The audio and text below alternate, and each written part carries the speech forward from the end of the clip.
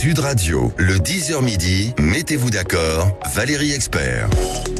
Et une édition spéciale ce matin, évidemment au lendemain de ce premier tour des élections législatives avec Éric Revel, journaliste, éditorialiste à Sud Radio. Tout compte fait, c'est tous les matins à 7h20 dans le Grand Matin.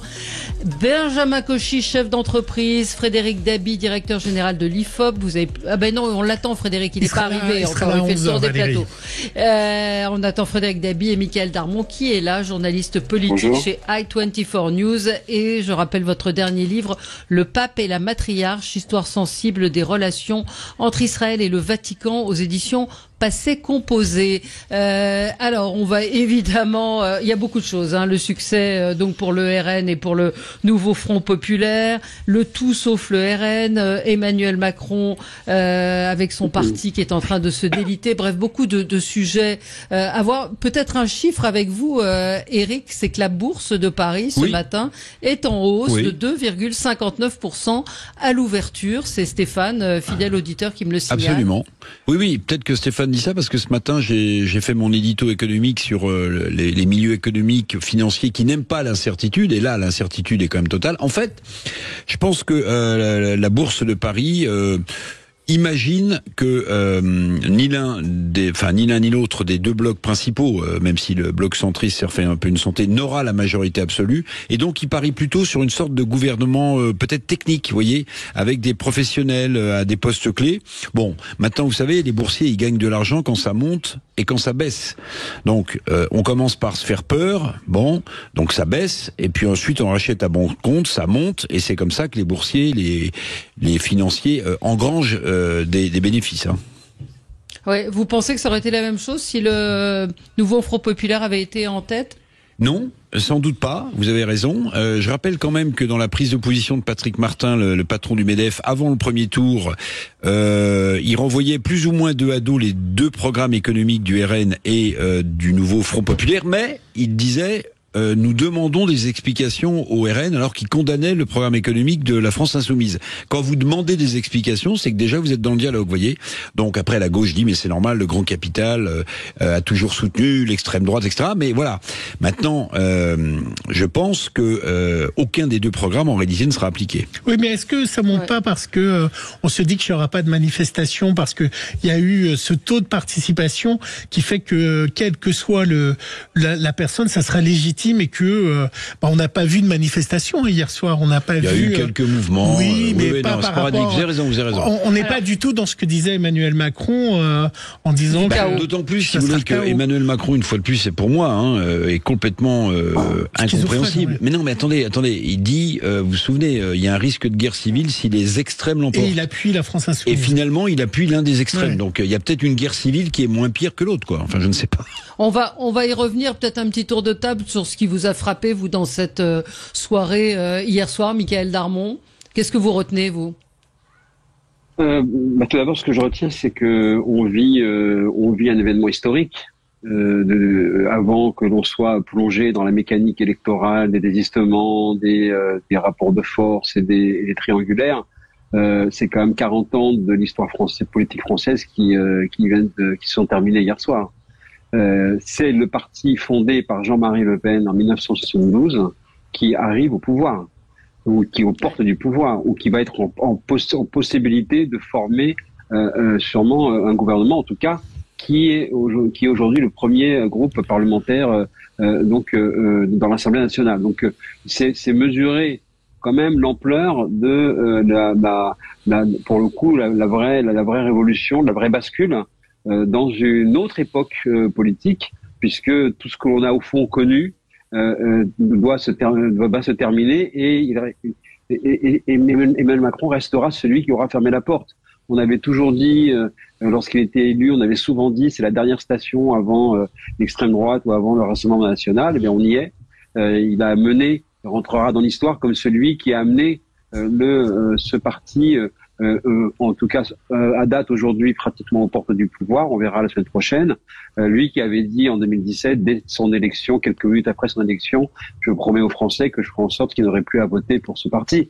Donc on est, et on le voit ensuite régulièrement, et en particulier depuis le 9 juin, on est entré dans une période de chaos politique et on ne sait pas quel chemin on va emprunter dimanche prochain. Une nouvelle aventure politique totalement nouvelle et qui mène la France vers l'inconnu, ou un bricolage technocratique peut-être, qui ne réglera en rien le problème.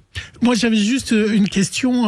Je reprends un peu l'habit média. Valérie, vous qui êtes à I24, la chaîne qui est basée en Israël, comment c'est vécu parce qu'à la fois, on a vu, je l'ai passé dans mon zapping, beaucoup de messages par rapport à la Palestine et donc de la France insoumise. Et puis, d'un autre côté, le RN qui au départ, vous le rappeliez avec Jean-Marie Le Pen, était également dans un camp qui combattait un peu Israël. Donc, comment c'est vécu là-bas et comment les journaux ont répercuté les élections françaises?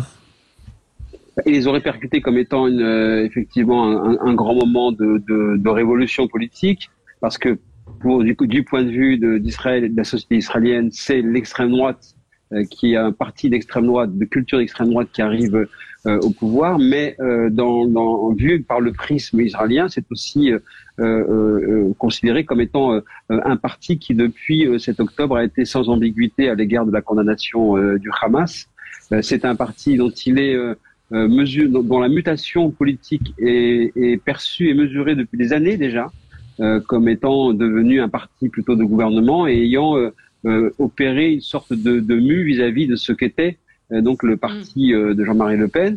En novembre 2023, lorsque Marine Le Pen a participé à la manifestation contre l'antisémitisme, ça a été extrêmement remarqué, perçu, analysé comme étant effectivement le moment de mutation. Donc de ce point de vue-là, il y a le sentiment que la France au fond rejoint quelque part aussi, ou est en passe peut-être de rejoindre le club de certains pays populistes qui au fond ne sont pas perçus par Israël comme étant des ennemis, parce que d'abord la politique étrangère d'Israël, c'est d'abord ses intérêts, et ceux qui justifient et comprennent ce qui se passe depuis le 7 octobre vis-à-vis après les massacres du Hamas, eh bien sont regardés de manière, je dirais, différente du regard que l'on peut avoir à partir de la France.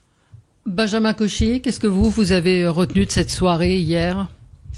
J'ai retenu la première chose que j'ai envie de saluer, indépendamment des résultats, c'est le fait que 7 Français sur 10 se soient déplacés pour aller aux urnes, et ça c'est déjà une belle satisfaction que l'on peut tous s'accorder, quel que fût le bulletin glissé dans l'enveloppe. La deuxième chose, c'est que j'ai eu le sentiment, Valérie, hier, de me réveiller en 2002, comme si j'avais garé ma DeLorean, vous savez, au pied du clocher de ma commune, et que la foudre était tombée. Je me suis réveillé en 2002. Déjà, j'avais les prémices de ce mauvais rêve avec les retours de Cahuzac, de Hollande, de Jospin. Il me manquait Jox, en hologramme peut-être, évidemment, j'exagère. Hier, j'ai redécouvert ce que j'avais vécu en tant qu'étudiant avec cet appel au barrage contre l'extrême droite, avec 22 années qui se sont déroulées dans notre pays, avec 2005 qui était un référendum volé aux Français, avec la crise des Gilets jaunes qui a été une crise sociale avortée, avec une réforme des retraites qui a été malmenée, avec une réforme de l'assurance chômage qui a été malmenée, avec des 49.3 du matin au soir au Parlement. Je crois qu'aujourd'hui les Français ne réfléchissent plus avec cette cartographie de 2002, et les réactions dans le zapping, on l'a bien entendu, effectivement, on parlait de tout sauf du pouvoir d'achat, sauf de l'insécurité, sauf de l'immigration. Et c'était absolument éblouissant, cette histoire de petit apothicaire, des négociations d'arrière-cuisine entre partis politiques. Et je peux vous assurer que cette mélodie-là, c'est ce que je vais retenir, va avoir un effet contre-productif. Et j'avais dit ce matin sur X, un barrage peut servir à retenir une crue, mais pas un tsunami. Voilà ce que je retiens d'hier soir. Sur le plan économique, il y a beaucoup de choses. D'accord. Je vais juste compléter ce que disait Benjamin, pardonnez-moi. C'est qu'on est le 1er juillet aujourd'hui. Attendez, Benjamin. Vous voyez, on est le 1er juillet aujourd'hui, ça vous a pas échappé, puisqu'on parle de pouvoir d'achat. Aujourd'hui, le prix du gaz augmente de 12%. 12%. Et puis, deuxième chose, on verra ce qui se passe. Moi, je pense qu'aucun des blocs n'aura une majorité absolue. Mais vous savez, il faut faire attention au tour de bâton, parce qu'un parti qui arrive en tête avec 33% des voix et qui n'a pas, ou qui n'aurait pas une majorité suffisante pour gouverner, crée un ressentiment électoral chez ceux ceux qui votent RN qui risquent d'être un nouveau tsunami un peu plus tard. Vous voyez, si le mandat de Macron va jusqu'au bout, c'est-à-dire en 2027. Oui, mais ce que dit Éric, effectivement, je suis d'accord avec lui, c'est-à-dire cette, au fond, expression de quelque part pour les électeurs qui se sont exprimés en masse, comme on l'a dit, tout simplement de ne pas vouloir tenir compte de leur vote. En fait, à quoi a-t-on assisté? À un président de la République qui a dit le 9 juin au soir, exprimez-vous, je vous donne la parole. Sauf que lorsque les Français s'expriment, il dit j'aime pas du tout ce que vous dites en fait. Donc il faut penser autrement. Et donc on va s'organiser autrement parce que ce que vous avez dit ne me convient pas. Ça va suffire à mon sens, indépendamment effectivement du spectacle donné hier sur les plateaux de télévision, mais qui est le résultat de cette décision et de l'organisation au fond de la vie politique depuis des années. Eh bien, ça va suffire simplement déjà pour alimenter la colère. Et après, je ne parle pas effectivement du fait que le prix effectivement des gaz augmente et que aucun problème des problèmes des Français n'était été hier abordé sur les plateaux. Donc moi, au fond, ce que je me suis dit depuis le début de cette campagne, c'est qu'à partir du moment où on entendait les Mbappé, les artistes, les intellectuels faire leurs appels un peu comme on l'avait entendu en 2002, je me suis dit le vote va être massif pour le RN. Parce que de toute façon, ça sera à chaque fois la perception d'une société d'entre-soi au sommet qui regarde de haut et en surplomb les Français et effectivement, ça n'a pas loupé. Mais c'est ce qui s'est passé hier sur les plateaux de télé, hein, le décalage énorme, de toute façon, qu'on voit entre Paris et le reste de la France, enfin Paris, les grandes villes. Je vois dans les petits villages, dans les petites villes, on a voté massivement pour le Rassemblement national. Enfin, Frédéric Dabi nous le détaillera. À Paris, on est sur Nouveau Front de Gauche. On va marquer une pause et on se retrouve dans un instant avec vous sur Sud Radio pour cette édition spéciale. Sud Radio, le 10h midi, mettez-vous d'accord, Valérie Expert. Sud Radio, le 10h midi, mettez-vous d'accord, Valérie Expert. Avec vous sur Sud Radio, nous sommes ensemble pour cette édition spéciale au lendemain du premier tour des élections législatives avec Éric Revel, Benjamin Cauchy et Michaël Darmon. Quelques chiffres tout de même, donc vous l'évoquiez, cette participation 66,71%.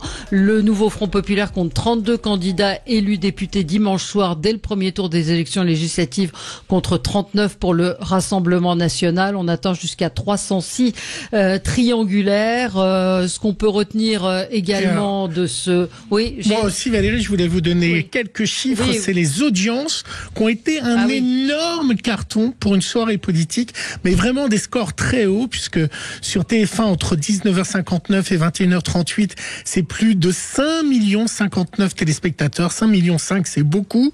Plus de 22% de part de marché et 30% de part de marché sur la ménagère. Ça a été très suivi. Et ben, vous savez quoi? Sur France 2 aussi, au même moment sur France 2, ils étaient 5 millions, 21% de part de marché, 18 sur la ménagère.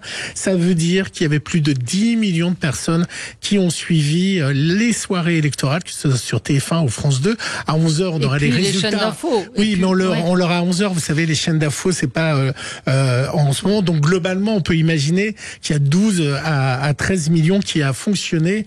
Et donc, s'il y a eu des gens dans les urnes, il y a eu également des gens devant leur téléviseur. Devant la télévision avec des plateaux parfois un peu hors sol. Oui. Ce qu'on peut retenir aussi, c'est une défaite quand même cuisante pour le président de la République. On a entendu dans votre zapping le président qui disait « Je ne regrette rien, j'ai fait ça en conscience ». Vous pensez vraiment qu'il ne regrette rien ce matin, Emmanuel Macron, Benjamin Cauchy ? Non, je pense qu'il doit s'en mordre les doigts et que je lisais ce matin la lettre qui expliquait un petit peu l'état d'esprit qui pouvait régner à la fois au château et dans les arcanes des ministères. Je peux vous assurer qu'il doit largement s'en mordre les doigts. Maintenant, il n'a pas d'autre choix que d'assumer aujourd'hui. C'est un véritable désaveu pour pour l'idéologie politique finalement d'Emmanuel Macron, qui était celui de faire le mariage l'image de la carte et du lapin et de faire toujours du en même temps. Les Français ont aspiré hier à un retour d'un clivage droite-gauche, avec ses imperfections évidemment de part et d'autre, avec des passifs de chaque parti qui peuvent être effectivement mis en cause. Michael parlait de la genèse du Rassemblement national par le Front national tout à l'heure. Je crois qu'il y a également dans certains partis de gauche des cadavres qui ne seraient pas non plus très glorieux de refaire sortir des placards. Quoi qu'il en soit, il y a un retour au clivage droite-gauche, et ça, c'est pour moi la consécration de l'échec d'Emmanuel Macron. C'est la fin de la Macronie depuis hier. Il ne va avoir pour subsister et tenter d'exister que d'essayer d'aller complaire certains socialistes et d'aller contraindre certains républicains. Donc je trouve que hier nous avons eu finalement le dernier acte politique d'Emmanuel Macron. En tout cas, je pense que désormais il n'a plus les clés de ce qui va se passer. Voilà. Alors, Eric, juste Macron au Touquet avec sa lunette de pilote de chasse et son blouson de pilote de chasse. Vous voyez, c'est comme si un pilote qui est aux commandes d'un Cessna, vous savez, c'est un avion monomoteur à hélice, vous faisait croire qu'il avait passé le mur du son. Vous voyez, c'est pas possible. Donc en réalité, celui qui vous fait croire que le suicide politique qui vient d'appuyer sur la gâchette lui permet d'être encore en vie, mais attendez, ça fait juste rigoler. En fait, on a parlé beaucoup de ce que disait Michael Darmon avec justesse, c'est-à-dire du choc historique, qu'on soit pour ou contre, que ça représente le score du Rassemblement national, et du coup, la dévastation du camp macroniste est passée sous le tapis. Mais en fait, c'est la principale information. C'est-à-dire que le en même temps a disparu, implosé.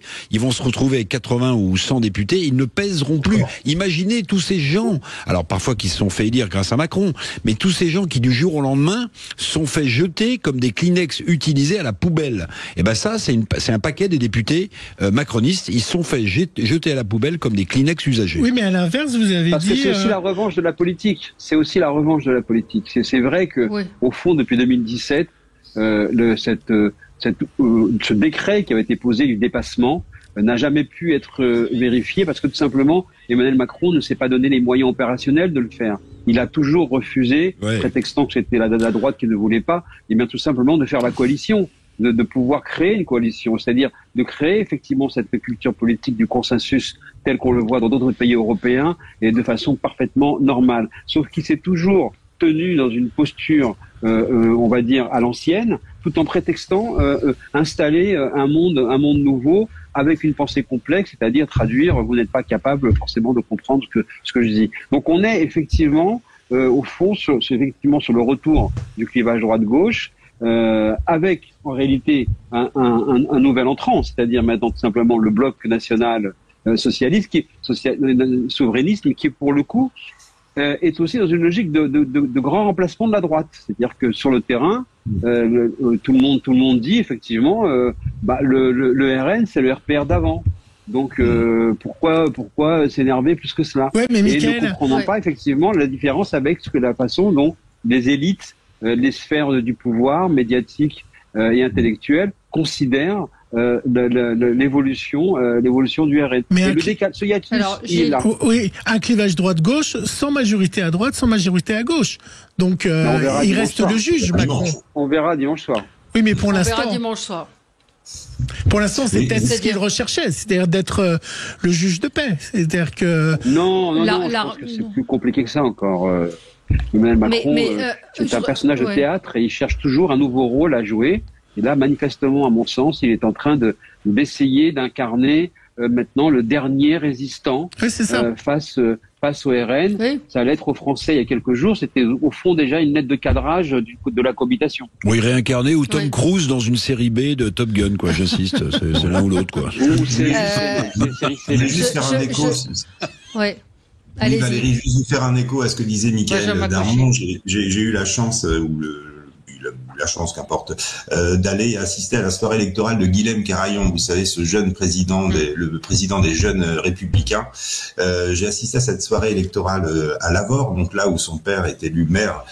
C'est quand même plutôt un RPR historique, le Bernard Carayon, et donc Guilhem Carayon, candidat LR ciotiste RN. Juste pour vous dire, effectivement, cette mutation de la droite est en cours, et j'ai vu des sympathisants, des adhérents qui venaient à la fois du Rassemblement national, des Républicains, de chez Reconquête, des gens de Oser la France également qui étaient présents. Bref, le melting pot de la droite sur le terrain a franchi tous les plafonds de verre et toutes les barrières idéologiques. Voilà, je voulais juste faire un petit écho parce que je l'ai vu de mes yeux hier. C'est une matrice générationnelle. Voilà, le peuple de droite s'est réuni alors avec toutes ses imperfections. Il y avait du champagne. C'est générationnel. Non, il y avait des cacahuètes et du jus d'orange et du vin du Tarn, évidemment. Le champagne, on verra plus tard. Bah voilà. Moi, je voulais aussi qu'on évoque ce tout sauf le RN avec ses, par exemple, on a Irène Tolleray qui est députée européenne Renaissance qui dit face au danger réel d'une majorité RN à l'Assemblée nationale, j'appelle tous les candidats arrivés troisième à se désister, à appeler clairement à transférer les voix vers le candidat non RN arrivé au second tour, même si c'est LFI, nos valeurs sont en jeu. Est-ce que ça peut marcher? Est-ce que à votre avis, quel impact ça a sur les Français et sur le vote? Et moi j'ai du mal à comprendre. On a du mal à comprendre. On avait quand même Emmanuel Macron qui avait pas de mots assez sévères pour le nouveau Front populaire, parti immigrationniste. Enfin, c'était il y a à peine quelques jours. Et là, d'un seul coup, il faut voter pour ce parti. Donc on a un petit peu de mal avec Emmanuel Macron, la clé de compréhension, c'est qu'on a du mal à comprendre. Oui. Donc déjà, par définition, on sait qu'on est dans une logique d'incohérence. Effectivement, vous le signaliez, il y a quelques jours, souvenez-vous, lors d'un déplacement, il est allé critiquer très vertement le programme de nouveau Front populaire, en le qualifiant d'immigrationniste, en allant pointer le fait qu'on pouvait changer de sexe selon leur programme en allant simplement faire une déclaration en mairie. Et voilà que quelques jours plus tard, le soir du premier tour, eh bien ils redeviennent dans l'arc républicain. Ils sont réintégrés dans l'arc républicain alors qu'ils en étaient sortis. Donc de ce point de vue-là, c'est une incohérence supplémentaire et en une nuit, en une soirée, on est passé du nini, parce que souvenez-vous, c'était le débat il y a quelques jours avant le premier tour.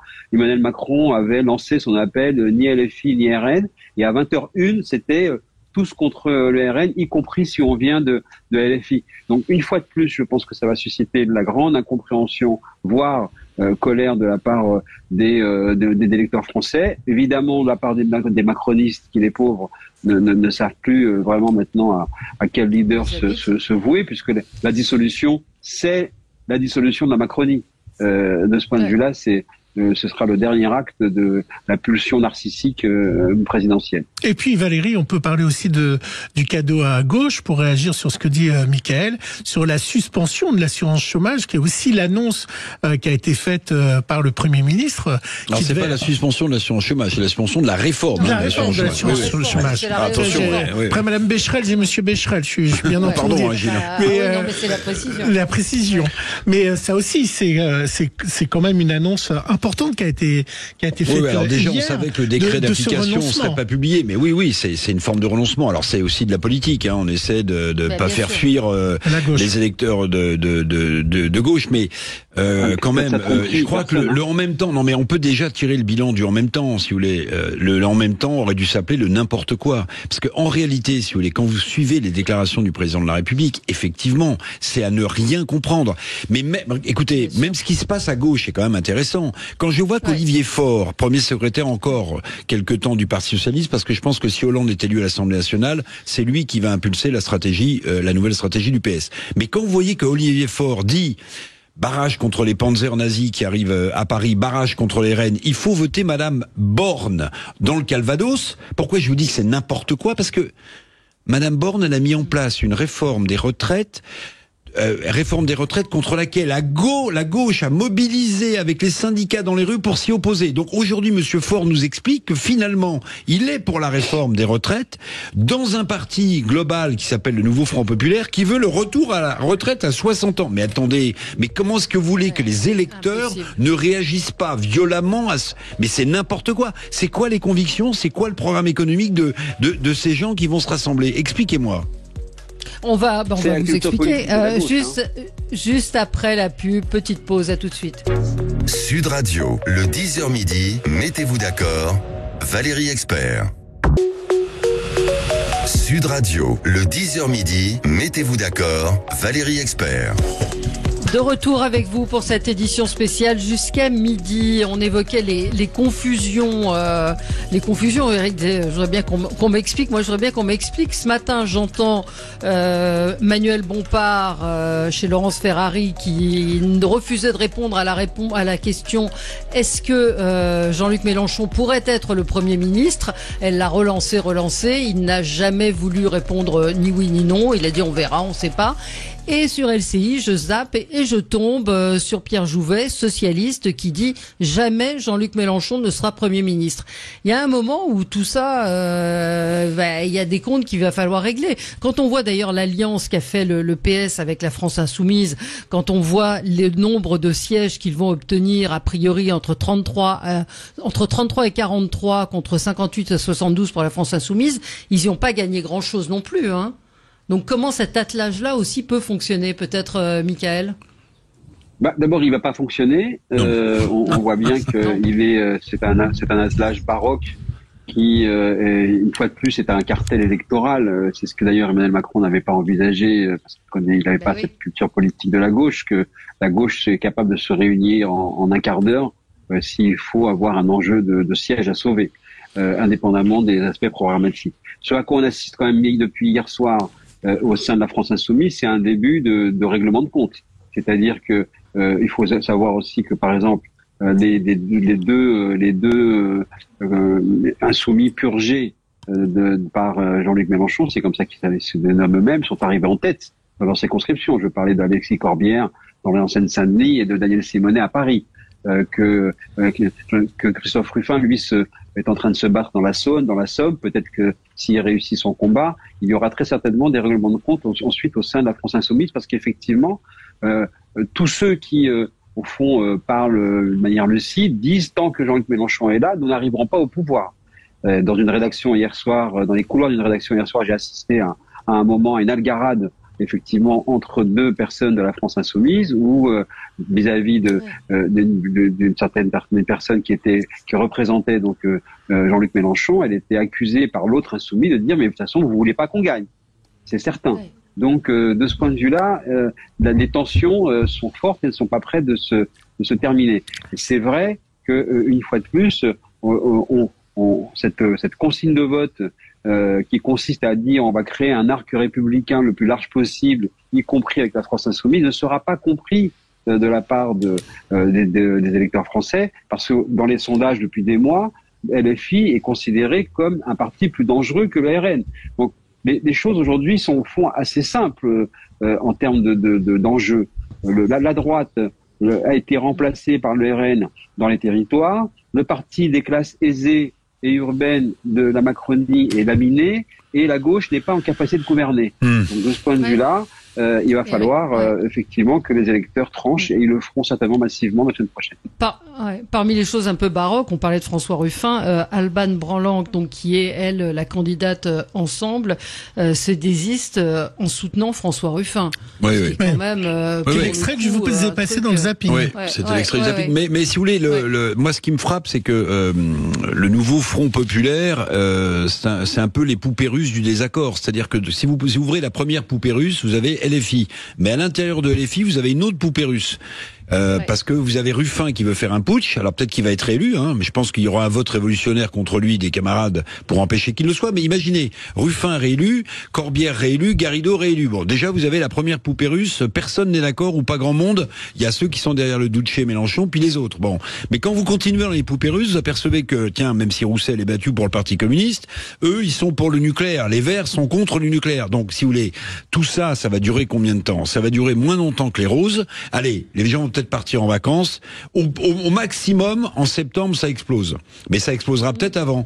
Donc, si vous voulez, ok, la gauche suscite un espoir pour le pouvoir d'achat, bon, très bien. Mais qu'est-ce qu'il va rester de ce puzzle de gauche après le deuxième tour des élections législatives? Il va rester des morceaux de puzzle, comme disait l'autre dans les Tontons Flingueurs, aux quatre coins de Paris ou aux quatre coins de la France. Mais c'est tout. Ils ne sont d'accord sur rien. Est-ce que les gens ont compris ça quand même? Bien sûr. Non, visiblement pas. Alors Véronique me dit oui, les députés LFI que vous avez dénigrés sur Sud Radio sont tous élus au premier tour, sauf Boyard qui est arrivé en tête. Et effectivement, j'avoue ma sidération quand je vois Daniel Obono, Mathilde Panot et Monsieur Caron réélus. Mais parce là, encore une fois, ils sont tous sur Paris. Mais oui, on parle de Paris. Mais ils sont sur Paris. Ils sont sur Paris. Il y a une sociologie politique qui est extrêmement forte dans cette campagne. On peut déjà tirer peut-être ce premier bilan du premier tour. Je pense que Mickaël pourra abonder sur ce sujet-là par la suite. Mais véritablement, vous avez une sociologie politique de gauche, soit extrêmement populaire dans les métropoles, ou de la bourgeoisie bohème, clairement. Donc ceux qui vivent bien avec leurs petites trottinettes et leurs Vélib, ceux qui aiment les carottes bio au marché du dimanche, et puis ceux dans les quartiers qui galèrent. Voilà, donc là vous avez cette nouvelle sociologie de gauche qui sont principalement dans les métropoles. Oui, en Seine-Saint-Denis, c'est aussi LFI qui quand vous regardez en ruralité, oui, c'est vrai. Alors, effectivement, il y a des territoires, notamment la Seine-Saint-Denis, où là, c'est clairement un bastion, donc la France insoumise dans tous ses aspects, y compris avec le carburant du vote musulman. Mais c'est vrai que on a assisté à un transfert des cadres, d'ailleurs, qui sont partis de la Macronie pour aller vers le nouveau Front populaire, c'est-à-dire cette espèce de matrice nouvelle qui peut accueillir cette catégorie de bourgeois bohèmes, de bobos, de gens qui d'ailleurs n'ont pas trop de problèmes financiers, mais qui n'avaient pas de problème vis-à-vis du programme de la pression fiscale. C'est-à-dire qu'ils étaient pour la pression fiscale que préconise ils ont tous une holding populaire. Donc en fait globalement tout ça c'était pour effectivement ne pas tenir. Eric a raison, c'est un attelage, c'est un cartel électoral pour pouvoir maintenir des places ou en conquérir. Ouais, mais enfin ils en ont pas gagné beaucoup, ils ont quand même fait 14. Les socialistes ont quand même fait 14% aux élections. Et qu'est-ce qu'ils ont gagné à s'associer à parce LFI? Que la répartition, c'est LFI qui a encore imposé ses vues. Donc de toute façon, ça reste un marché de dupes. Ça reste effectivement au fond une association qui effectivement explosera très très vite. Et ce qui est intéressant, c'est que cette future assemblée qui se prépare, sera le territoire de la préparation de la présidentielle. Si vous avez François Hollande qui est élu, si Marine Le Pen elle est élue, si d'autres Laurent Wauquiez, si Laurent Wauquiez est élu, si Gérald Darmanin c'est là que ça va se passer. C'est là que ça va se passer. D'ailleurs, ce sera assez inédit d'ailleurs, où on verra des responsables des parlementaires. D'abord, ce sera le retour au fond de poissons politiques assez expérimentés quand même, de poids lourds au sein de l'Assemblée. Donc il y aura un nouveau centre de gravité, et très certainement, si on est en cohabitation, on verra bien, vous aurez un deuxième centre de gravité que seront les relations Matignon-Élysée. Ce que dit Mickaël est très important, c'est à l'Assemblée que ça va se passer, et à mon avis, il y a un grand blessé d'ores et déjà, qui est Édouard Philippe, qui lui ne se présentait pas. Que Mélenchon se présente pas, je pense qu'il va passer sans doute son tour, enfin on verra. Mais en tout cas, je pense que c'est une erreur politique d'Édouard Philippe de ne pas s'être présenté, parce que c'est là que ça va se passer. Puis alors attendez, il y a un autre grand absent quand même, immense absent, qui est un peu à l'image de la façon dont son parti s'est fait phagocyter. C'est Raphaël Glucksmann, Quelqu'un a des nouvelles? Il est parti en vacances? Il a négocié? Non, il était là hier. Oui, non, mais oui, très bien, mais le premier qui réagit, pardonnez-moi, le premier qui réagit au nom de la gauche, c'est Mélenchon, avec Rima Hassan à côté de lui. Enfin, ça a quand même frappé les esprits. Le chef de la gauche, c'est Jean-Luc Mélenchon. Et si Hollande est réélu, je vous donne mon billet, ma chère Valérie, chers amis, que c'est lui qui va reprendre en main le PS. Alors je dis pas qu'il y arrivera, c'est lui qui va imposer une stratégie. C'est le grand retour sans doute de François Hollande, qu'on soit pour ou contre, c'est le grand retour de François Hollande. Vous avez raison, François Hollande, c'est un avant-centre. C'est-à-dire qu'il récupère les ballons qui arrivent de partout et il les met au fond. Et il cherche les opportunités. De ce point de vue-là, c'est exactement la façon dont il a réagi, alors qu'il ne prévoyait pas de revenir à l'Assemblée certainement il y a 3 semaines. Et voilà qu'aujourd'hui, il est en phase de revenir à l'Assemblée et effectivement de mettre en place la feuille de route qui est établie depuis déjà de longs mois avec ses amis, c'est-à-dire faire en sorte au prochain congrès de récupérer le parti, de bouter donc Olivier Faure de la direction du parti et de créer un nouveau corpus de façon à pouvoir créer une offre pour l'élection présidentielle de 2027. Donc, de toute façon, quels que soient les cas de figure, on va vivre des moments passionnants. Merci Mickaël. On va accueillir dans un instant Frédéric Dabi pour faire le point avec des éléments chiffrés plus précis. On va parler évidemment du RN également. À tout de suite sur Sud Radio. Sud Radio. Sud Radio. Parlons vrai. Parlons vrai. Sud Radio. Parlons vrai. Sud Radio, le 10h midi, mettez-vous d'accord, Valérie Expert. Et oui, on l'aime tous, crème chantilly, évidemment. Comment ça, on aime tous crème chantilly? Ça fait un peu de légèreté dans ce monde brutal. Et les recettes de cuisine. Vous jouez aux courses, Valérie, de temps en temps? Jamais, mais j'aime beaucoup les pronostics de Jean-Paul Delperrier. Je trouve que c'est une parenthèse enchantée dans ce monde terrible. Eric Macron, il a essayé de jouer aux courses. Il n'a pas misé sur les bons chevaux, je pense. Bravo Eric et Gilles. Alors Gilles Gansman est resté avec nous. Eric Revel également, journaliste, éditorialiste sur Sud Radio. Tout compte fait, c'est tous les matins à 7h20 dans le Grand Matin Sud Radio. Vous allez prendre des vacances, Eric, quand même? Évidemment, oui, bien sûr. Là, j'attends encore une semaine, les résultats, 1 ou 2 jours, puis après, il faut partir en vacances, il faut se reposer, non? Oui. Absolument. Benjamin Cauchy, chef d'entreprise, et Frédéric Dabi nous a rejoint. Frédéric, directeur général de l'IFOP. Bonjour Frédéric. Bonjour Valérie, ça va? Votre livre La fracture est paru aux éditions Les Arènes. Il n'a jamais aussi bien porté son nom. Ça considérait, ça parlait de la jeune génération, de cette fracture, mais aujourd'hui c'est la société entière qui est fracturée. Je pense qu'on peut le dire ainsi au lendemain de ce premier tour des élections législatives. Frédéric, une fois de plus, on peut saluer les sondages et les sondeurs qui ne s'étaient pas trompés. Vous aviez vu juste? Oui, on va se parler très sincèrement parce que vos auditeurs le méritent. Le rolling IFOP fiducial des législatives a plutôt bien marché. On a donné l'ordre d'arrivée. Les écarts, il a été moins performant que celui des européennes qui est absolument parfait. En tout cas, on peut dire qu'il a bien vu la participation. On a fini à 68% en France métropolitaine. On est à 66,7% en France entière. Donc effectivement, alors c'est pas que les sondeurs sont devenus très bons alors qu'ils étaient nuls quand on donnait moins, quand on était moins sur le rapport de force électorale, mais c'est vrai que une bonne participation, des blocs extrêmement identifiés, limite la volatilité. Il n'y a pas beaucoup d'électeurs du RN qui finalement ont voté en dernière minute pour, par exemple, nous au Front Populaire ou pour la majorité. Mais pourquoi il y a un décalage avec le Front Populaire? Souvent, on voit que c'est rattrapé au cours du soir. Alors c'est vrai qu'il y a, on essaie souvent, c'est une bonne question, Gilles. Merci. Là, vous faites référence aux estimations données à 20h, où on travaille sur des bureaux de 18h.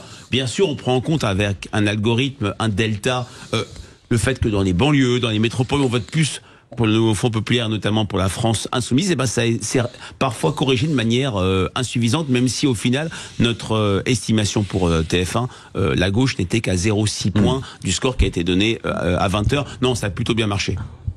Alors, question un peu naïve, mais à laquelle Éric Revel, Benjamin Cochet et Gilles Lanzmann pourront évidemment cela pose peut-être également. Frédéric, au lendemain des élections européennes, je vous ai posé la question de savoir s'il pouvait y avoir des gros mouvements des transferts de vote, et vous m'avez dit non. Cette poussée vers le Rassemblement national va se poursuivre pendant les élections, pour les élections législatives. Or, comment le président de la République n'a pas fait cette analyse-là, lui aussi? C'est vrai que je me souviens du mot que j'ai employé à plusieurs reprises pendant la campagne, c'est le mot réplique. On ne pouvait pas imaginer que ces élections législatives, à trois semaines après une élection européenne extrêmement claire, ne soient pas une réplique des élections européennes. Et ça a été le cas. Ça a été une réplique de forte intensité pour la majorité présidentielle, qui non seulement va voir son nombre de députés sans doute divisé par 3, mais la vraie différence par rapport à la droite défaite en 97 ou la gauche écrasée en 93, c'est que elle n'est plus deuxième.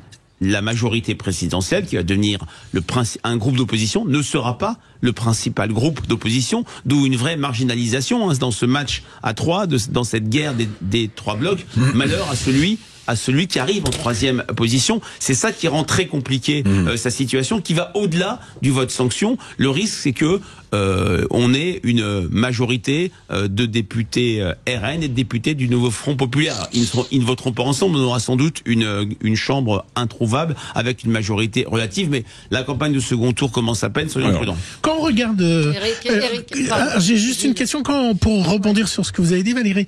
Quand on regarde par rapport aux européennes, on a à peu près les mêmes scores, les mêmes choses. Or, la participation, elle a été dingue.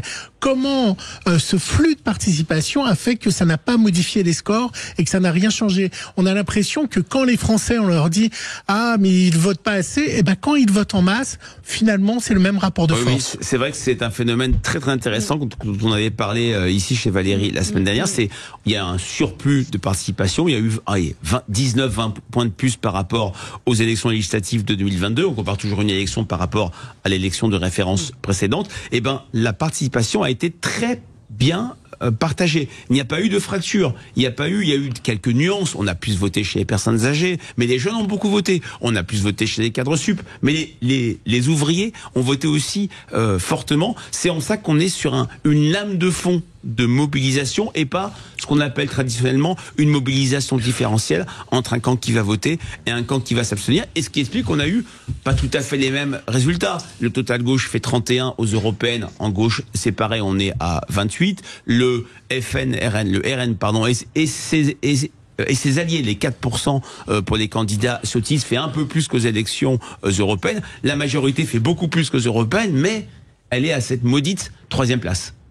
Oui, Éric. Oui, alors, moi je voulais poser une question à notre ami Dabi qui va se mouiller et je vous demande d'enregistrer ce qu'il va dire. C'est important. Voilà. Donc il a donné une très bonne petite interview hier, Monsieur Dabi, dans le JDD, où il dit les triangulaires, il va y en avoir 150, 200. Bon, il y en aura un peu plus, mais en gros, c'est quand même le gros événement. Bon, on verra combien il restera de triangulaires une fois que tous les désistements d'ici une semaine. Bon. Mais mon cher Frédéric, vous allez vous mouiller et vous allez nous donner à 2 sièges près, s'il vous plaît, le visage de l'Assemblée nationale du 7 juillet. Mesdames, messieurs, il est 19h59 le 7 juillet. Frédéric Dabi vous donne la cartographie exacte de l'Assemblée nationale. J'ai bien fait de venir. Puis si vous avez su qu'il y avait Eric, je ne serais pas venu, comme dirait l'autre. Comme dans la guerre des boutons. Vous n'avez pas pris votre chapeau, votre boule de cristal. Mais en gros, il faut s'attendre à quoi, Frédéric? Sérieusement. Vous dites un truc très très juste, Eric. Il y aura peut-être plus de 300 triangulaires probables. Il n'y aura pas 300 triangulaires le soir du 7 juillet parce qu'il y a le jeu des désistements qu'on avait déjà vu de manière plus petite mais très spectaculaire. En 97, lors des élections qui avaient suivi la dissolution opérée par Jacques Chirac, il y avait 106 triangulaires possibles. Il y en a eu au final 75. Un gros tiers de moins. Là, ça pourrait être entre 40 et 50%. Il y a ça, Frédéric, pardonnez-moi de vous couper, puis il y a aussi la petite phrase malheureuse, l'annonce qui peut tout changer. Mais bien sûr, Carucci me rappelait hier la TVA sociale de Borloo. 50 sièges en moins environ. Voilà, 50 sièges en moins, ils se sont retrouvés par rapport aux projections. Oui, il y avait une majorité absolue pour post-élection de Nicolas Sarkozy et 107 députés élus au premier tour. Mais alors, le 7 juillet, mais moi je pense quand même. Il y a une majorité absolue ou pas pour un camp? Je pense qu'il n'y aura pas de majorité absolue pour aucun camp, et notamment pour le Rassemblement national, mais je le dis très modestement, très prudemment, une nouvelle élection commence aujourd'hui, voire demain, quand toute l'offre électorale de second tour sera connue. Et objectivement, la triangulaire, c'était la configuration parfaite pour le Rassemblement national, parce que pas besoin de réserve de voix. Celui qui arrive en tête ou celle qui arrive en tête a toutes les chances de l'emporter.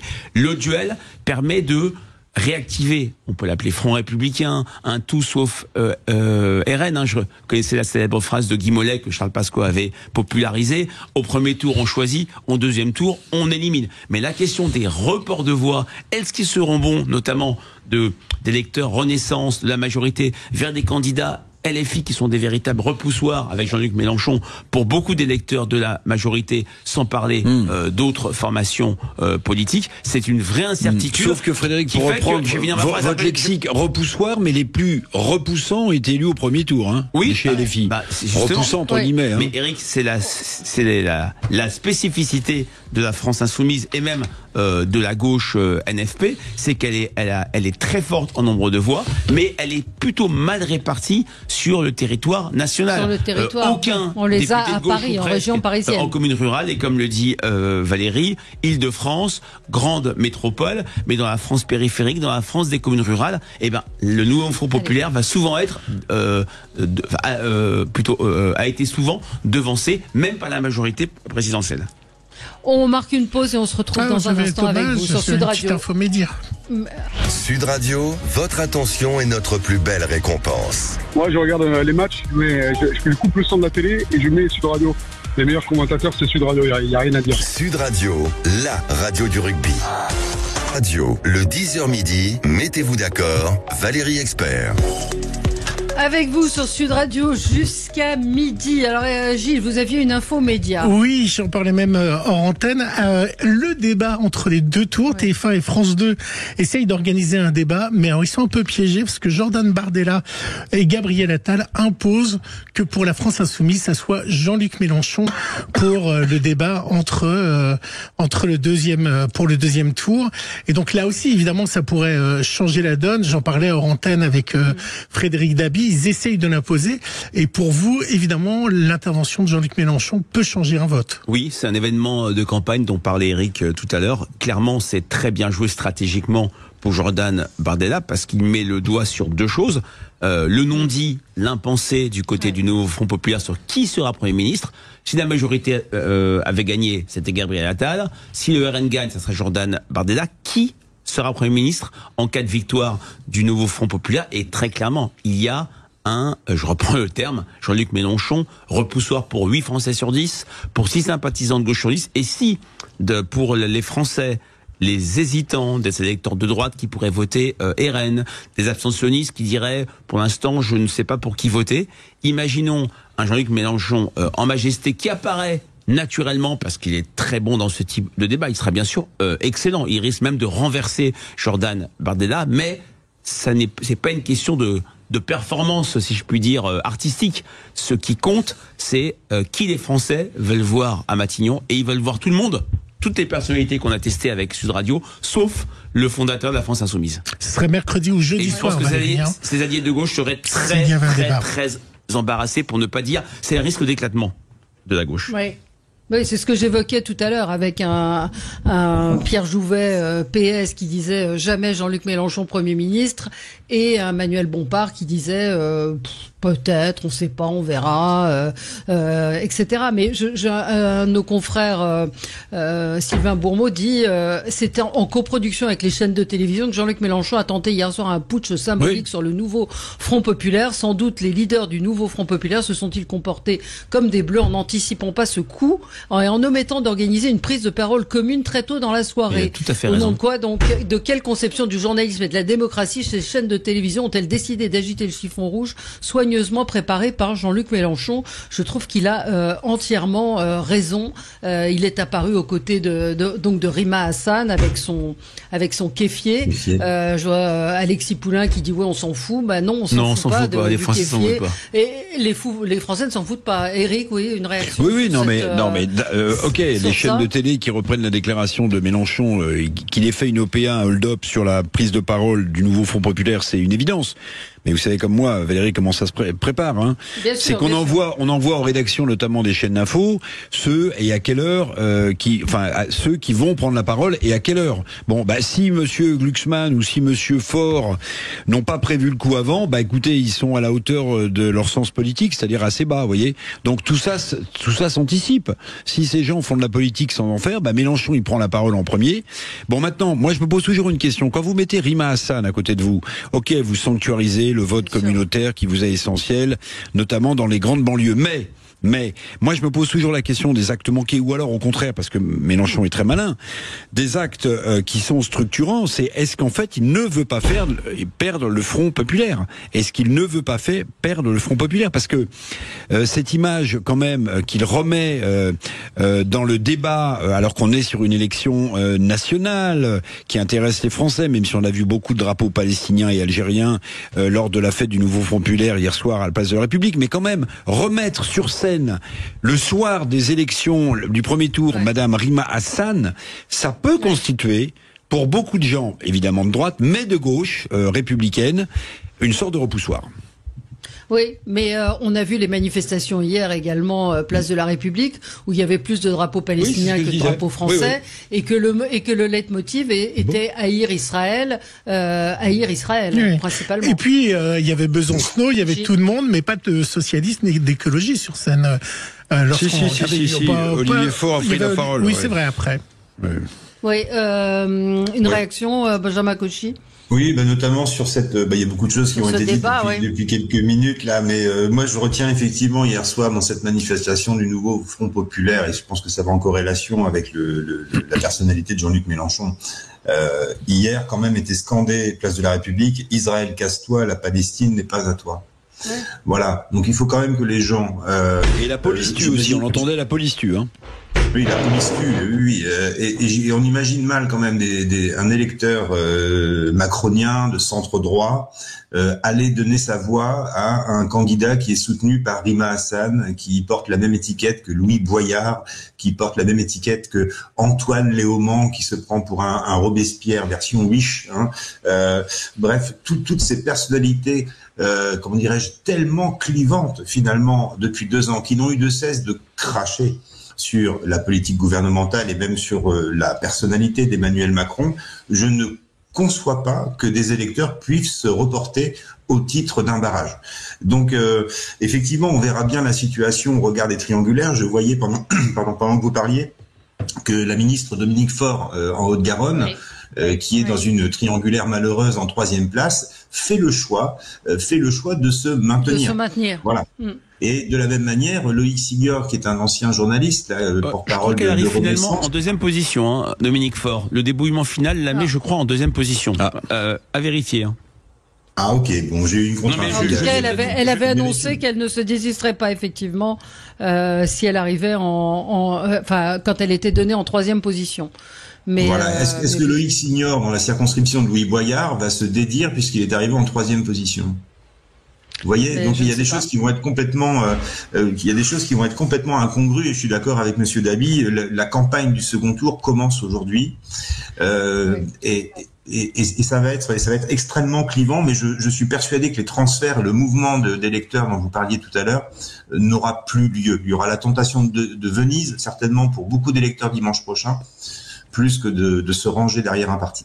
Est-ce que vous pensez que les vacances qui arrivent, là, les Français vont partir le week-end prochain, va avoir une influence sur le vote dimanche? Est-ce que chez vous, à l'IFOP, vous avez quelques chiffres par rapport à la participation ou une modification des votes à cause des vacances? Alors, déjà, on ne pourra pas comparer la participation de dimanche 7 juillet avec celle d'hier. Pourquoi? Parce qu'il y a 57 ou 58 circonscriptions pourvues au premier tour. Donc par définition, on va voter dans 90% des circonscriptions éligibles. Deuxièmement, c'est vrai que c'est la première fois sous la Ve République qu'un jour d'élection tombe au mois de juillet, en pleine période estivale.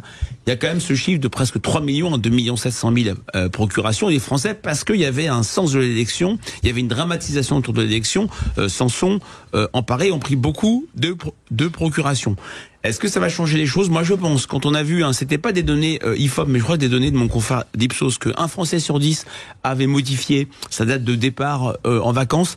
Il y a un vrai sens des responsabilités chez nos compatriotes, et il y a une telle dramatisation autour de l'élection que je pense que ce sera marginal, avec en plus un dernier chiffre, c'est des données IFOP Fiducial pour Paris Match et Sud Radio. N'oublions pas, les amis, qu'il y a 4 Français sur 10 qui déclarent ne pas partir en vacances en juillet et au mois d'août. Ouais. C'est vrai, voilà. C'est vrai.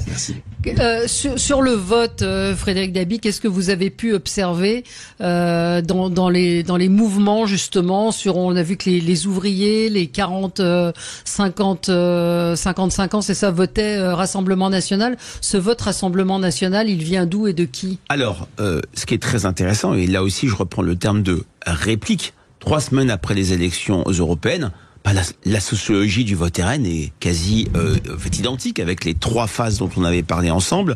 Premièrement, le dépassement du genreisme, c'est-à-dire les catégories historiques du FN où le RN est très fort mais les a dépassés. Les ouvriers, vous en parliez, Valérie, les hommes, les jeunes, les personnes peu diplômées. Deuxièmement, la France du travail qui se donne au RN. J'ai pas le chiffre en tête, mais Jordan Bardella, excusez-moi, les candidats RN comme Jordan Bardella aux européennes arrivent nettement en tête chez les ouvriers. Il y a en revanche une différence, une exception par rapport aux élections européennes, c'est que, et là on peut voir un petit sursaut lié à la crainte de voir l'URN arriver peut-être au pouvoir, chez les retraités, chez les personnes âgées. C'est plutôt Ensemble et la gauche qui ont fait mieux que le Rassemblement National, mais qui sort, je crois, à 26 ou 27 chez les personnes âgées, alors qu'aux européennes, et on l'avait souligné tout de suite sur votre plateau, Valérie, dès lundi 10 au matin, c'était la première fois sous la Ve République que le FN arrivait en tête dans cet électorat âgé. Cette semaine, Éric Revel, qu'est-ce qui peut se passer à votre avis? Parce que c'est une semaine où tout le monde va faire feu de tout bois pour essayer de gagner des électeurs, et Frédéric nous dira si les avis peuvent encore bouger. Est-ce que ce front anti-RN peut fonctionner? On avait en tout cas, on avait enterré, me semble-t-il, un peu vite l'idée du Front républicain. En fait, il joue, ou il va jouer, ça me paraît évident. Vous avez vu que l'équipe de France qui va essayer de se qualifier contre la Belgique tout à l'heure pour les quarts de finale, Mbappé réfléchit, j'ai lu ça dans l'équipe, à une sorte de communiqué d'entre-deux tours pour expliquer que voilà. Donc, si vous voulez, il y a quand même le Front républicain joue encore.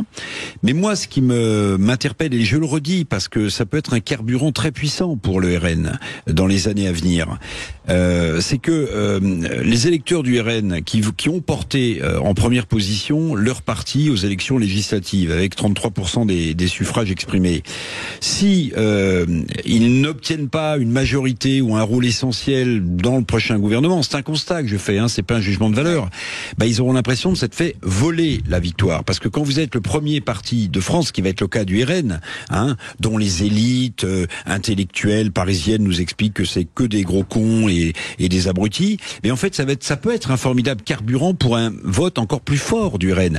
Parce que ce qu'il ne faut pas oublier, et Gilles le disait très bien tout à l'heure avec Frédéric, c'est que en dépit de cette très forte participation, 68% pour une dissolution, c'est le niveau de 1997, à un point près.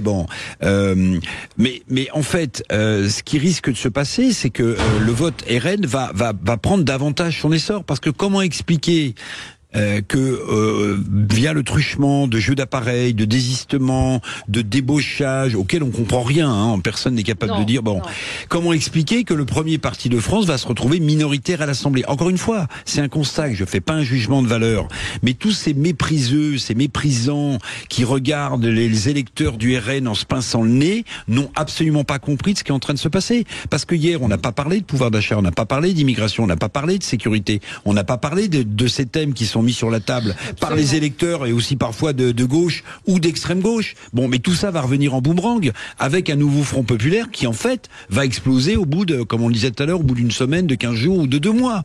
C'est ça la réalité. Donc, en fait, rien ne sera résolu avec le sentiment, peut-être, pour les électeurs du RN, de s'être fait voler leur victoire. Et ne pas oublier que cette assemblée sera l'assemblée du prochain président de la République.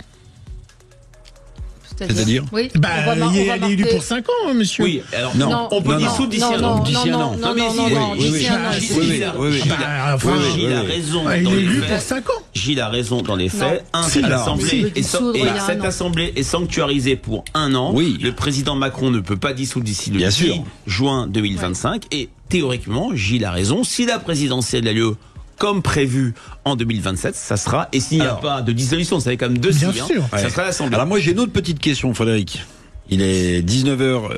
Arrêtez de me montrer le président de la République, Emmanuel Macron, qui ne devait pas prendre la parole, annonce sa démission. Est-ce que celui ou celle qui serait élu derrière pourrait dissoudre l'Assemblée nationale? Je n'ai pas la réponse après la pub. La réponse après la pub. Allez. Sud Radio, le 10h midi, mettez-vous d'accord. Valérie Expert. Sud Radio, le 10h midi, mettez-vous d'accord. Valérie Expert. Mettons-nous d'accord avec Éric Revel, Gilles Gonzman, Benjamin Cauchy et Frédéric Dabi qui continuent à travailler. Toujours, on aura un autre rolling cette semaine, Frédéric. C'est bien de poser la question. Pas aujourd'hui, sans doute pas demain. Parce que on attend que l'offre soit connue. Le rolling, je rappelle, c'est sur offre de candidature réelle, circo par circo. Donc la première vague du second tour, ça sera mercredi, et on donnera sans doute une projection au siège dès le début, parce que donner des chiffres ne dira pas grand-chose. Peut-être on donnera également des configurations de duel, parce que on aura des configurations différentes selon les circonscriptions. Oui. Vous n'avez pas répondu à la question d'Éric Revel avant la pub. Merci Valérie, parce que là, Frédéric va botter en touche. Non, mais ma question était très simple, mon cher Frédéric. Alors, vous n'êtes pas forcé de dire j'ai une réponse, hein. Mais dans l'hypothèse où Emmanuel Macron démissionne, si Emmanuel Macron démissionne, le locataire de l'Élysée s'appellera non pas Alain Power, mais Gérard Larcher, le président du Sénat. Et il aura entre 20 et 40 jours pour organiser une élection présidentielle. Mais je pense qu'il ne pourra pas dissoudre. Il ne pourra pas dissoudre, sauf s'il démissionne au-delà d'un an. Vous oubliez une chose. S'il démissionne dans un an. Il ne démissionnera pas tout de suite parce qu'on sera en plein Jeux Olympiques. Oui. Voilà une donnée aussi importante. On est à 25 jours des Jeux Olympiques. On les a bien oubliés, vous avez raison. Oui, on est à 25 jours des Jeux Olympiques. Il y a le monde entier qui arrive. Il y a tous les présidents pour la cérémonie d'ouverture. Les professionnels du tourisme interrogés n'ont jamais vu un mois de juin aussi. Mois de juillet. Mois de juillet. Non, mais d'abord le mois de juin. Oui, d'abord le mois de juin. Non, mais ils n'ont jamais vu un mois de juin aussi pitoyable pour le tourisme à Paris. Alors, on se rassure en disant que les JO 2012 à Londres, un mois avant, c'était à peu près la même chose. Mais il y a un vrai sujet. Puis attendez, pardonnez-moi. Vous êtes John et Margaret de l'Alabama aux États-Unis. Vous entendez le président de la République française qui dit on est au bord de la guerre civile. Vous avez envie de venir en France pour dépenser de la monnaie? Mais à la cérémonie d'ouverture, il y aura tous les présidents de tous les pays. Cérémonie d'ouverture qu'il y a, parce que pour l'instant, le débit du fleuve est trop important. N'oubliez pas. Je parle même pas de la baignade de Madame Hidalgo. Vous êtes oiseau de mauvaise augure. Mais je suis l'actualité. C'est incroyable. Mais oui, écoutez. Non, mais ce qu'il nous faudrait, c'est beaucoup de médailles d'or. Vous voyez, dans le lancer de fléchettes à 2,50 m, vous voyez les épreuves qu'on suit parfois. Voilà, si on a beaucoup de médailles d'or, peut-être qu'on passera à autre chose. Puis alors, attendez, il faudrait pas que la France soit éliminée ce soir contre la Belgique, parce qu'alors là, c'est la bérésie, du pain et des jeux. Et souvent les Français manquent de pain, mais en même temps ils manqueraient de jeux. Mais blague à part, c'est très important les JO et on est à 25 jours de l'ouverture. Oui, j'ai juste un petit bémol. Oui, les Jeux Olympiques, je compatis, chers Parisiens que vous êtes, et vos difficultés de transport. Moi qui vis dans une autre agglomération qui est celle de Toulouse, les Jeux Olympiques, on les attend avec impatience à la télévision, mais ça s'arrête à ça. Les Jeux Olympiques seront effectivement une belle vitrine pour la France, mais si on revient à nos moutons, qui est celui de l'issue des élections de dimanche, je ne pense pas que les Jeux Olympiques soient une priorité pour les Français. C'est ça que je voulais dire. Et que ce début de second tour, indépendamment de tous les événements qui vont pouvoir avoir lieu dans le pays. Je crois que c'est plutôt... Je vais vous donner un exemple. Est-ce que vous croyez qu'un boulanger va déterminer son vote pour assurer une stabilité pendant les Jeux Olympiques? Non, mais c'était sur la démission du président. Une augmentation de 11%. C'était sur le fait qu'il démissionne le lendemain à 19h. Je crois que les Français s'en foutent. Là, aujourd'hui, les Français sont vraiment dans une priorité. Je suis pas convaincu que Macron décide d'attendre après les Jeux Olympiques. Il a été d'une irrationalité absolue en dissolvant le 9 juin à 21h. Personne ne s'y attendait. À 60 jours des JO. Alors, démissionner à 15 jours des JO, pourquoi pas? Ça lui ferait de belles campagnes. Hein. Il serait présent sur toutes les épreuves, en mondiovision. Pourquoi pas, hein. Donc, honnêtement, je ne m'aventurerai pas sur les aventures intellectuelles d'Emmanuel Macron. Mais, quoi qu'il en soit, les Jeux Olympiques sont un prisme qui cache la réalité. Les Français voteront sur d'autres sujets. Bien sûr, on n'a pas évoqué les LR, Frédéric Dabi, qui sont pour le coup un petit peu au-dessus de ce que vous aviez estimé, c'est-à-dire vous les mettiez entre 7 et demi. Oui, c'était les LR+. Là, ce qui a été estimé hier, c'est LR et divers droite. Pourquoi? Parce que vous vous en souvenez, il y a énormément de députés LR du fait de la crise qu'a connue ce parti avec la décision d'Éric Ciotti, qui ne se sont présentés alors qu'ils étaient LR historiques, en divers droite. Donc le total LR et divers droite fait 10%. Alors c'est vrai que ils vont sauver beaucoup de députés, ils vont aussi en perdre.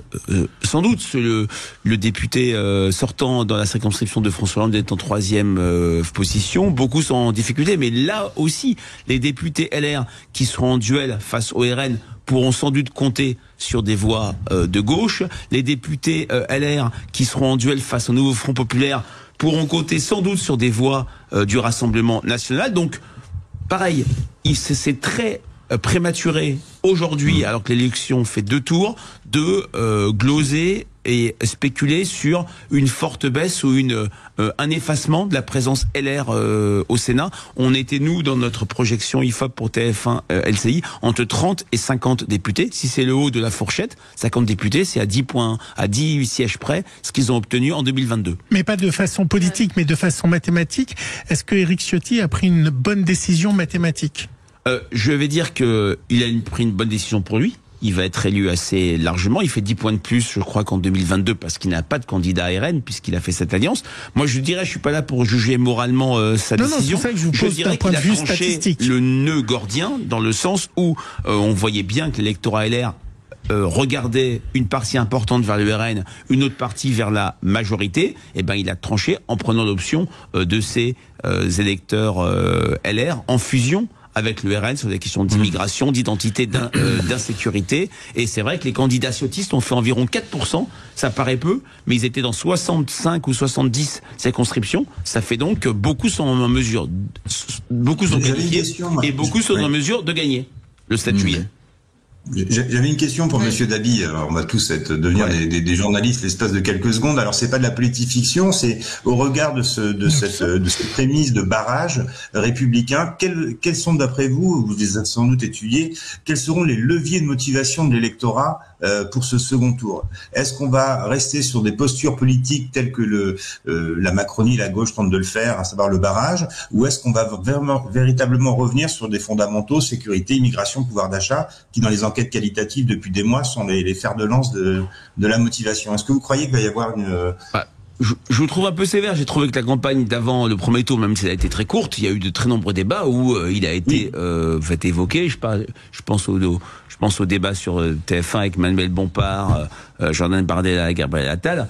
Les questions pouvoir d'achat, insécurité, immigration. Mais c'est vrai que là, la dimension morale du vote, dans une logique de second tour, dans une logique de duel, va être plus fortement mobilisée. N'oublions pas, là aussi, la campagne va être extrêmement courte. Elle va vraiment commencer entre ce soir et demain, et même d'ici mardi 18h. Elle sera déjà terminée vendredi à minuit. C'est pour ça que traditionnellement, et là ça plaide peut-être pour un renforcement encore de l'avance du RN, un second tour amplifie un résultat de premier tour.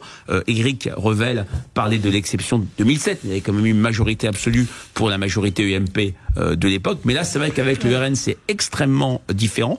Est-ce qu'on va pas avoir un schéma qu'on peut rapprocher par exemple des régionales de 2015 où le RN avait fait dans toutes les régions, notamment dans 3 régions, un premier tour extraordinaire, mais avait finalement perdu quasiment partout du fait du vote anti-RN et du Front républicain.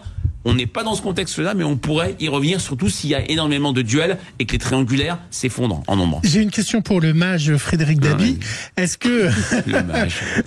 Est-ce que vous pensez que les résultats qu'on a pour les législatives veut dire que le plafond de verre n'existera pas à la présidentielle pour Marine Le Pen? Moi, je pense que cette notion de plafond de verre qui m'a jamais séduite n'existe plus depuis longtemps. Qu'est-ce qu'on disait tous il y a 2 ans? Et il faut reconnaître que les projections avaient été très inexactes au soir du premier tour. On disait le RN ne peut pas gagner en duel. Il n'a pas gagné un duel pendant quasiment 30 ans entre Yann Piat à la fin des années 80 et je crois Marion Maréchal Le Pen en 2012. Eh ben, qu'est-ce qu'on a eu? 89 députés RN élus. Le duel, je le répète, reste difficile pour le RN, mais la notion de plafond de verre, quand vous faites des tels scores chez les personnes âgées, chez les cadres, chez les diplômés, c'est-à-dire des terres inconnues jusqu'à encore 1 an ou 2 pour le RN, tout ça plaide pour réduire en pièces cette notion de plafond de verre. Est-ce que je vais faire des Allez, on va marquer une pause, Gilles, vous aurez la réponse pendant la pub. Oui. À tout de suite. Sud Radio, le 10h midi, mettez-vous d'accord, Valérie... Sud Radio, le 10h midi, mettez-vous d'accord, Valérie Expert. Alors, la réponse de Jean-Luc Mélenchon à l'interpellation faite par Jordan Bardella, enfin l'invitation plus précisément à débattre. Jean-Luc Mélenchon répond: Monsieur Bardella a raison, il y a besoin d'un débat entre les 2 projets pour les Français. Le candidat du nouveau Front Populaire pour la primature n'a pas été désigné. Il doit donc s'adresser aux Insoumis, premier mouvement en nombre d'élus au premier tour. Pour cela, il doit solliciter Manuel Bompard, son coordinateur, ou Mathilde Panot, ou encore Clémence Guettet. Donc, visiblement, il ne veut pas débattre avec Jordan Bardella et Gabriel Attal. Alors, il n'y aura peut-être pas de débat de deuxième tour. Il dit non, peut-être pas. Mais non, mais c'est très intéressant. Mais quand même, il laisse entendre quand même aux électeurs. Qu'il n'y a que la France insoumise. Qu'il n'y a que la France insoumise. Et qu'il n'y a pas d'autres personnes à débattre. Vu comme c'est parti, c'est plutôt la France insoumise qui aura le plus grand nombre de députés. Et je pense que beaucoup de Français font le calcul suivant. Si la France insoumise a le plus grand nombre de députés, les députés élus insoumis, comme on disait au siècle dernier, sous la pression amicale de mes amis, ils diront c'est Jean-Luc Mélenchon qui est le meilleur des premiers ministres. Donc là, on voit le piège se refermer et le côté carburant électoral anti-NFP s'activer. C'est du pain béni pour le Rassemblement national, il ne faut pas le cacher. Oui, absolument. Et Marine Tourdelier. Alors juste Marine Tourdelier qui dit que c'était son tour, qu'ils se sont répartis les débats et que c'était son tour. Dois-je comprendre que vous n'osez pas débattre avec moi, demande-t-elle à Jordan Bardella. Ça devient fatigant. On a l'impression d'avoir des enfants quand même, non, un peu en face de nous. Ouais. Qui voulait réagir, Benjamin c'est le cours préparatoire. Les électeurs sont quand même, si vous voulez, j'imagine effondrés parce que en même temps, je vais vous dire, le débat de second tour des législatives, d'abord je sais pas s'il y en a eu beaucoup, mais surtout ça sert pas à grand chose. Là vous allez avoir un vote, à mon avis, une sorte de vote de rejet de référendum qui va se poursuivre. Alors je sais pas si Frédéric Dabi a raison de dire que la tendance va être amplifiée pour le RN, mais en tout cas on voit bien que la colère rentrée qu'il y a dans le pays de toutes parts à laquelle essaie de répondre la France, le Front Populaire ou le RN, mais que cette colère rentrée-là, elle va pas se calmer, si vous voulez, en 5 jours et demi. Ceux qui considéreront que le RN n'est pas suffisamment fort, ils vont se mobiliser pour voter encore plus RN, et ceux qui considéreront que le nouveau Front Populaire a raison de dire non, mais hier, no passaran quand même, à la place de la République. No passaran, tout le monde avait le point levé. Che Guevara était revenu, Fidel Castro était sur scène, non mais c'était quand même, vous allez avoir une radicalisation de la vie publique française. Et encore plus. Mais ce que je veux dire, c'est qu'on n'en parle pas parce qu'on parle des 2 blocs qui vont s'affronter, du débat. Mais enfin, le grand responsable de ce fiasco, de cette dévastation, c'est Emmanuel Macron. Et je vais vous dire, il est en train d'autodissoudre, en tout cas jusqu'à la fin de son mandat, il est en train d'autodissoudre le statut de président de la République en renvoyant vers un parlementarisme que la 3e ou la 4e République n'aurait pas refusé.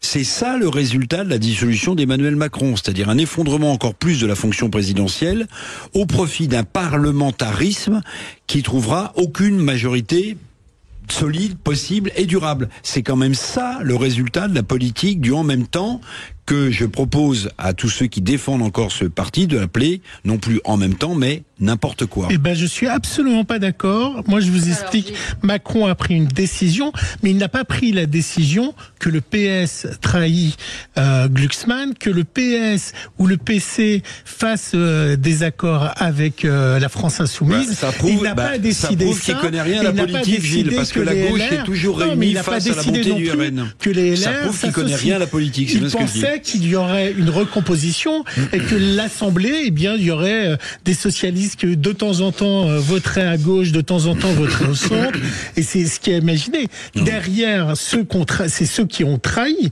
qui a fait que tout ça a changé. Lui, il n'est pas responsable de ça. Macron, il n'est pas responsable des pactes qu'ont fait les LR avec l'extrême droite et des pactes qu'ont fait les socialistes, les écologistes avec la France Insoumise.